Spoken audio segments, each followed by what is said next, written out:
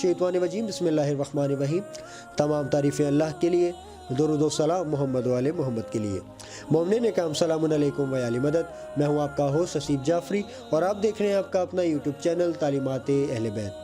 नाज़रीन मोहतरम, आज हमने बात करने के लिए जिस मौजू का इंतखाब किया है वो है हज़रत नूह अलैहिस्सलाम की कश्ती का मुहाफ़िज़ एक कुत्ता। नाज़रीन मोहतरम, हज़रत नूह अलैहिस्सलाम हुक्म खुदा के मुताबिक कश्ती बनाने में मशगूल रहा करते।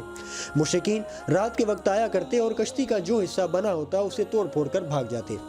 हज़रत नूह अलैहिस्सलाम अल्लाह ताला की बारगाह में दस्ते दुआ बुलंद करते हुए फरमाते कि ऐ खुदा, मैं एक अरसे से कश्ती बनाने के काम में मशगूल हूँ।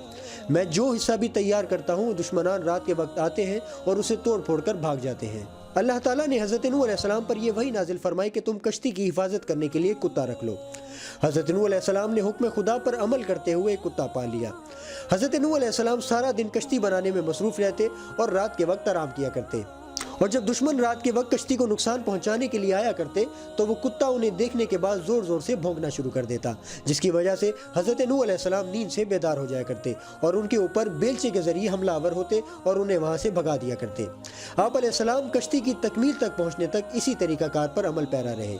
नाज़रीन मोहतरम, हमारा आज का एक मुख्तसर सा मौजू क़ससुल अंबिया किताब के पेज नंबर 69 जिसके मुअल्लिफ़ अल्लामा मोहम्मद इश्तिहादी मरहूम से लिया गया है। उम्मीद करता हूँ नाज़रीन किराम कि आपको हमारी काविज़ ज़रूर पसंद आई होगी।